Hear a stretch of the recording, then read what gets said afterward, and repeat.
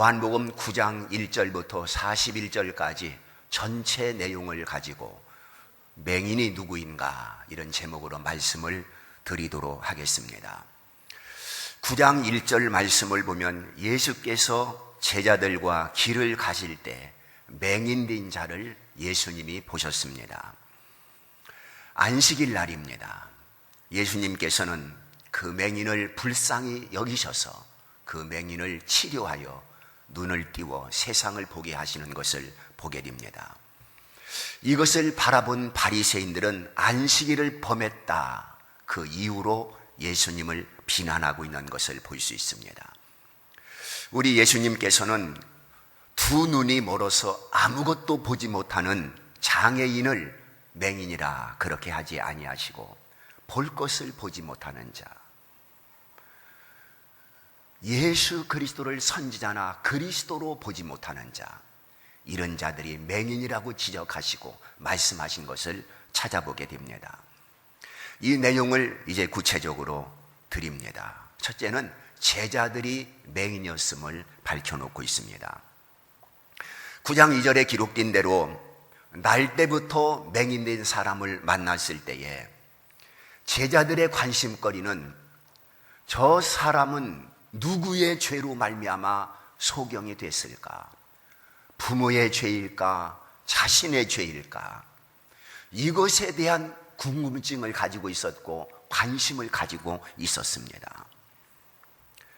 누구의 죄로 저 사람이 맹인이 됐을까?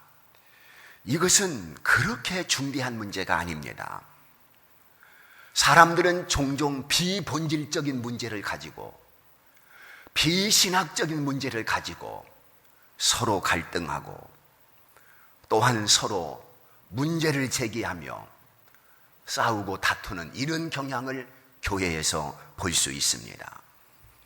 오늘 우리가 하나님을 섬기면서 비본질적인 문제에 붙들려서 그것을 시비거리로 삼는다고 한다면 그 교회는 은혜가 소멸되고 사랑은 식어지고 또한 하나님께 돌려질 영광은 가리워지게 되는 것입니다. 비본질적인 문제는 이해할 탓입니다. 수용해야 되는 것입니다. 그것이 목숨을 걸 만큼 심각한 것도 아니고 생명을 바칠 만큼 진리도 아닌 것입니다. 이해해야 할 것을 이해하지 못하고 시비로 일관한다고 한다면 바로 그 사람이 맹인이라는 것입니다. 이런 것들이 다 영적인 맹인이라고 하는 것을 성경은 지적하고 있는 것입니다. 우리가 비본질적인 문제를 붙들고 하나님의 교회를 어지럽힌다면 그것은 결코 하나님께서 기뻐하지 않을 것이며 정말로 그 교회는 할 일이 없다고 생각할 것입니다. 그렇게 할 일이 없으면 그런 것 가지고 싸울 양이면 기도한 시간 더 하고 전도한 사람 더 하고 더 하나님 앞에 충실할 것을 주님께서 주문하실 것입니다. 우리 예수님은 제자들의 질문에 대답을 하셨습니다. 제자들의 질문이 무엇입니까? 이 사람의 맹인된 것은 부모의 죄입니까? 아니면 자신의 죄입니까? 여기에 대해서 예수님께서 이렇게 답변을 하셨습니다. 부모의 죄가 아니다. 그러면 자신의 죄입니까? 자신의 죄도 아니다. 이것은 하나님의 일을 나타내고자 함이라 현답을 하셨습니다. 오늘 우리가 세상에 살다 보면 풀리지 않는 문제 속에 살아가고 있습니다. 왜 그렇게 하셨을까? 왜 이런 일이 일어났을까? 아주 내 자신이 풀 수 없는, 이해할 수 없는 그런 일들이 비일비재하게 일어나는 세상 속에서 우리가 살고 있습니다. 그 문제의 답은 오직 하나입니다. 하나님의 뜻을 나타내고자 함이라. 하나님의 일을 나타내고자 함이라. 이 주님의 대답입니다. 내가 넘어진 것도, 내가 실패한 것도, 내가 어려운 궁지에 몰려있는 것도 하나님의 뜻을 나타내고자 함이라. 하나님의 일이 그 안에 있는 것이고 하나님의 섭리가 그 안에 있는 것이다. 주님은 이렇게 대답하고 계시는 것입니다. 두 번째는 바리새인들이 맹인이라고 하는 것을 보여주고 있습니다. 요한복음 9장 14절에서 16절까지 말씀을 보면 바리새인들의 시비가 나옵니다. 우리 예수님께서 소경된 자에게 흙을 침으로 이겨가지고 눈에다 발라주었습니다. 그런데 바리새인들은 그 광경을 보고 안식일 날 일을 했다는 것입니다. 이것은 복음을 이해하지 못한 무지에서 나온 시비거리인 것입니다. 안식일관이 잘못된 것입니다. 예수님은 말씀하시기를 안식일 날 양이 구렁텅이에 빠졌을 때 그걸 건지지 않겠느냐. 생명을 살리는 것이 중요한 일이며 안식일은 생명을 살리기 위해서 있는 것이라는 주님의 말씀인 것입니다. 바리새인들은 자기들이 주장하는 것이 진리인 양 예수님을 비방했습니다. 그렇지만 그것은 억지 주장이었고 잘못된 주장이었고 그들의 사고가 이미 잘못되어 있었던 것입니다. 그들은 자기 주장을 관철시키기 위해서 시비했고 그리고 논쟁거리로 삼았던 것을 본문에서 보여주고 있습니다. 오늘 교회에서 하나님 말씀을 증거할 때에 똑같은 66권 성경을 가지고 있지만은 교단에 따라서 교파에 따라서 해석상 차이가 있을 수 있습니다. 그런데 어떤 사람은 자기 생각을 목숨 걸고 주장하면서 거기에 반대급부에 있는 사람을 정죄하고 심판하는 그런 경우들을 보게 되는데 그렇게 교회가 논쟁에 휘말리게 되면 은혜는 상실돼 버립니다. 그리고 사랑은 식어집니다. 그리고 교회는 교회다움이 없어지는 것입니다. 연약한 성도들은 상처를 받고 교회를 떠나게 되는 것입니다. 그러므로 교회는 오직 사랑으로 하나가 돼야지, 은혜가 풍성한 교회가 돼야지, 성도들이 세상에서 지친 몸, 그 영혼을 하나님 앞에 나와서 위로를 받아야 되지 않겠습니까? 그리고 소망을 가져야 되지 않겠습니까?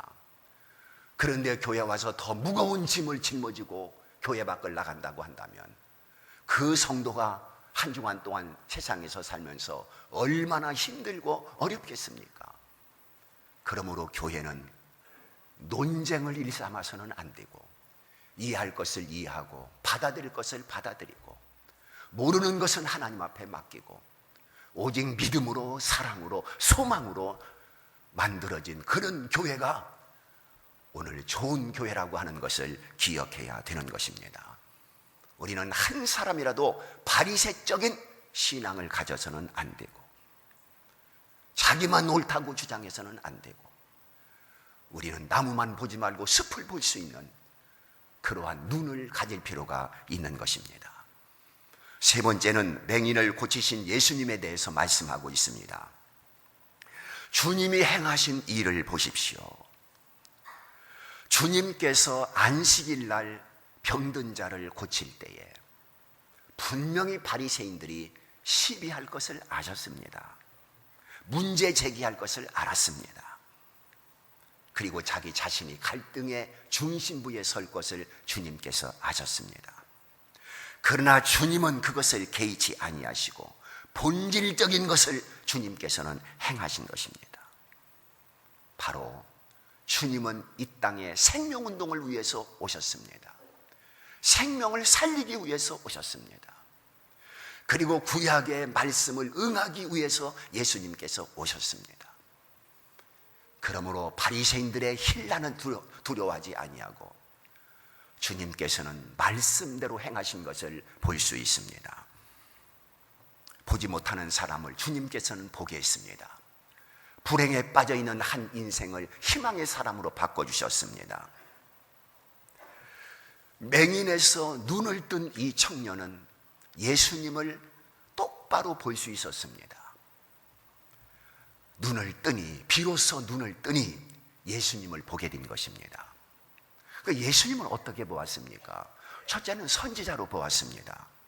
17절에 기록된 말씀을 보면 바리새인들이 이 청년에게 질문을 합니다.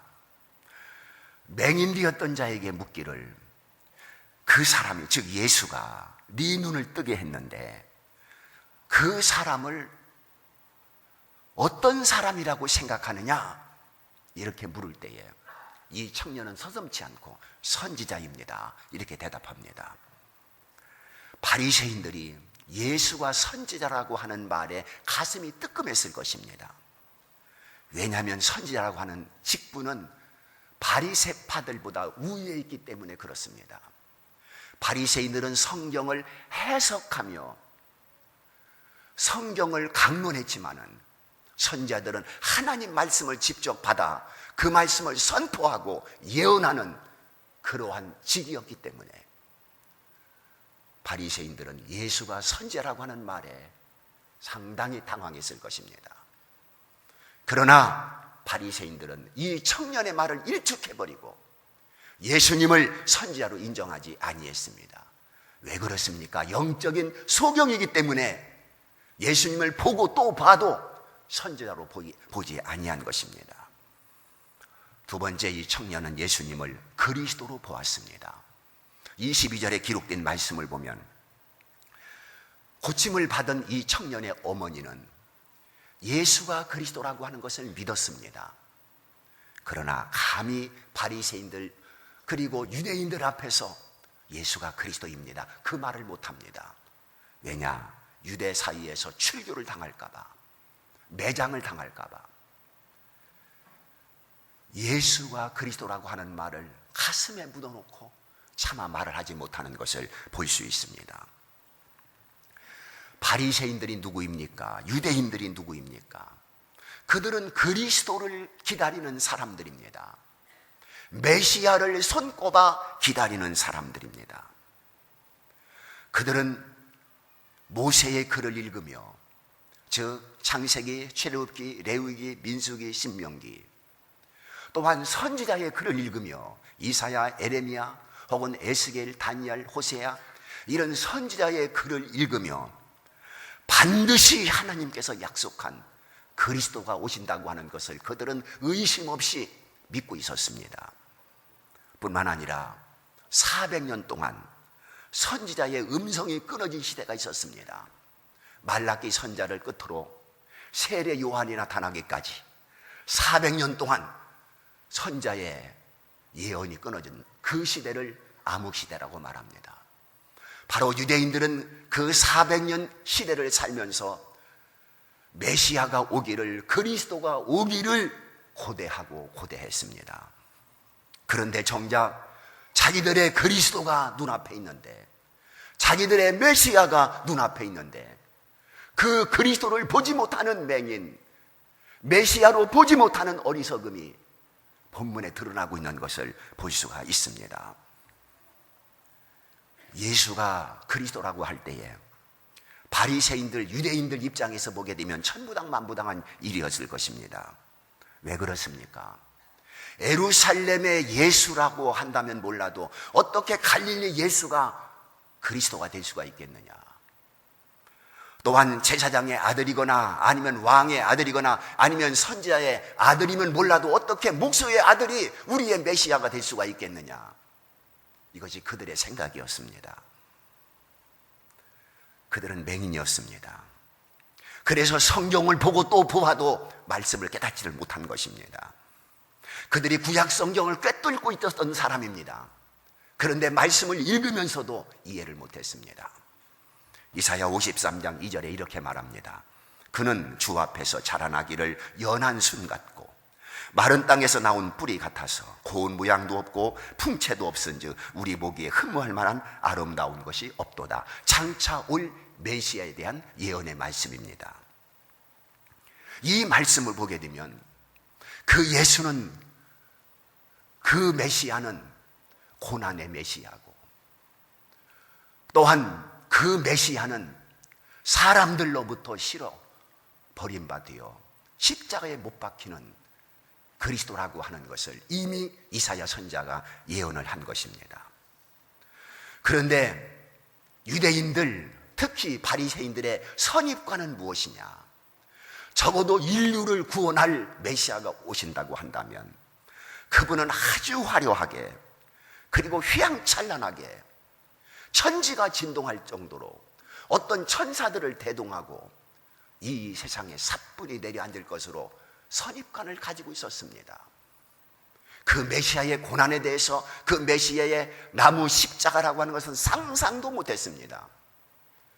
그렇기 때문에 목수의 아들 예수를 그들은 그리스도로, 메시아로 받아들이는데 거부했고 인색했던 것입니다. 또한 이사야 선지자는 이사야 35장 4절 5절에서 이렇게 말씀하고 있습니다. 하나님이 오사 너희를 구하시리라. 그때에 맹인의 눈이 밝을 것이며 귀머거리가 들을 것이며 라고 말씀하고 있습니다. 즉 하나님이신 예수가 오시면 눈 먼 자가 눈을 뜰 것이며 귀 먹은 자가 귀가 열릴 것이며 이렇게 예언이 되어 있습니다. 그런데 예수님을 통해서 그 역사가 지금 일어나고 있는 것입니다. 예수님을 통해서 정말로 맹인이 눈을 뜨고 듣지 못하는 자가 듣는 이런 기적의 역사가 일어난 것입니다. 그렇다고 한다면 그 예수에 대해서 관심은 가져야 되지 않겠습니까? 이사야 선지자가 이렇게 예언했는데 그 예언이 저 예수를 통해서 지금 이루어지고 있구나, 한 번쯤은 생각해 봐야 되지 않겠습니까? 그런데 그들은 맹인이기 때문에 눈 뜬 것을 똑똑히 보면서도, 그리고 듣지 못하는 자가 듣는 것을 똑똑히 보면서도 예수를 그리스도로 인정하지 아니한 것입니다. 그래서 이것을 맹인이라고 성경은 말씀하고 있는 것입니다. 그러면 이 청년, 그 가족들은 어떻게 예수를 그리스도로 믿었겠습니까? 어떻게 바리새인들이 안 믿는 예수를, 유대인들이 안 믿는 이 예수를, 어떻게 유대인이었던 이 청년이 예수를 구주로, 메시아로, 그리스도로 믿을 수 있었던가? 다른 게 아닙니다. 체험입니다. 체험. 그러므로 본문 말씀 속에서는 이 체험적 신앙을 우리들에게 강조하고 있는 것입니다. 하나님에 대한 경험, 하나님에 대한 체험, 이게 중요한 것입니다. 예수님의 능력을 체험함으로 말미암아 예수 그리스도가 약속된 그리스도, 바로 그분이구나 하는 것을 깨달은 것입니다. 맹인이 예수 그리스도를 통해서 눈이 떠졌으니 어찌 예수님이 하나님의 아들이라고 부정할 수 있겠으며, 예수님을 통해서 나면서부터 소경된 자가 눈이 떠졌으니 어떻게 우리의 구주라고 부인할 수가 있겠느냐. 바로 이 청년의 신앙은 그렇게 고백하고 있는 것을 볼 수가 있습니다. 오늘 우리가 신앙생활을 하고 있을 때 예수를 머리로만 인식해서는 안 됩니다. 예수를 머리로만 지식해서는 안 되는 것입니다. 예수를 머리로만 인식하는 성도라고 한다면 우리가 세상에 살다 보면 환난이 왜 없습니까? 질병이 왜 없습니까? 슬픔이 왜 없습니까? 인생사 모든 사람들이 인생의 굴곡 속에서 살고 있습니다. 그런데 머리로만 예수를 인식한다고 한다면 그런 바람이 불어올 때에, 그런 풍랑이 일어날 때에 예수를 부정할 수 있습니다. 교회를 떠날 수 있습니다. 예수를 등질 수 있습니다. 그러므로 체험적인 신앙이 참으로 중요하다, 그런 말입니다. 정말로 하나님은 살아계시다. 하나님은 살아계시다. 하나님의 능력은 무한하다. 기도할 때 하나님께서 들어주신다.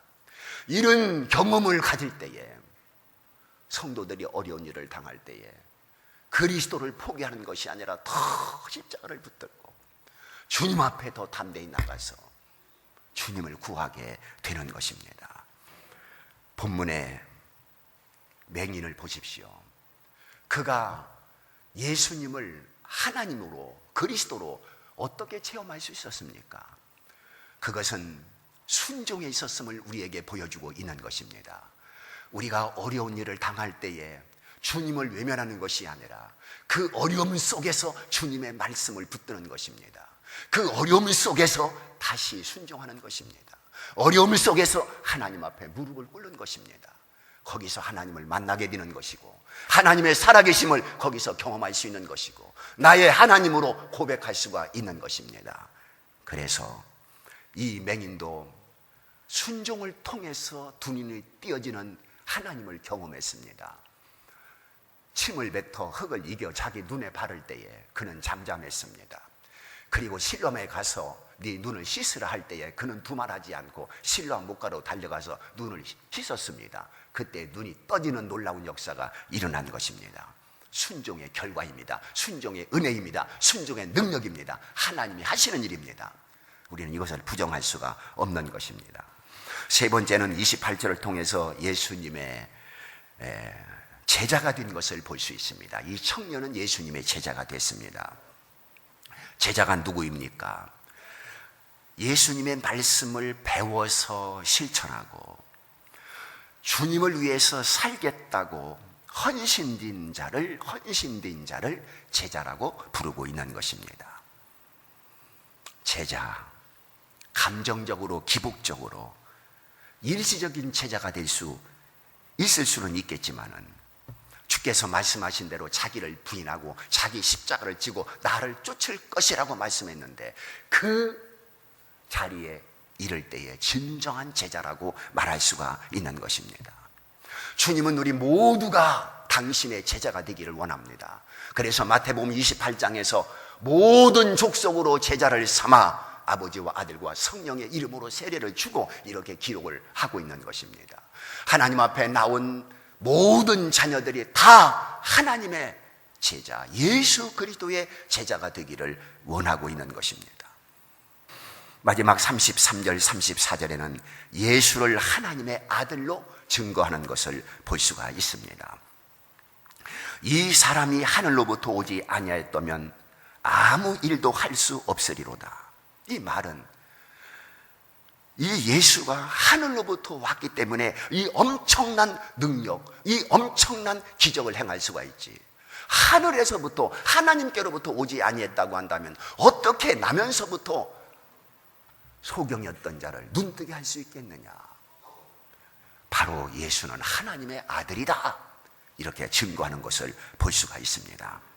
당시 바리새인들이나 유대인들은 예수님을 하나님의 아들이라고 하면 신성 모독죄에 해당되는 것입니다. 바로 유대 사이에서 출교를 당할 수밖에 없는 것입니다. 한마디로 집안이 망하는 것입니다. 그러나 이 청년은 개의치 아니했습니다. 자기가 경험한 것을, 자기가 체험한 것을 그는 말하지 않을 수가 없었습니다. 그래서 예수는 하나님의 아들이라고 증거하는 것을 보게 됩니다. 사랑하는 성도 여러분, 오늘 우리는 예수님의 참된 제자일 뿐만 아니라 영적인 소경이 아니라 예수님을 구주로, 그리고 예수 그리스도를 하나님의 아들로, 나의 생명의 구주로 그렇게 믿어야 될 것이며, 여기서 조금도 흔들리지 않고 이 믿음에서 견고히 세워지기를 주님의 이름으로 축복합니다.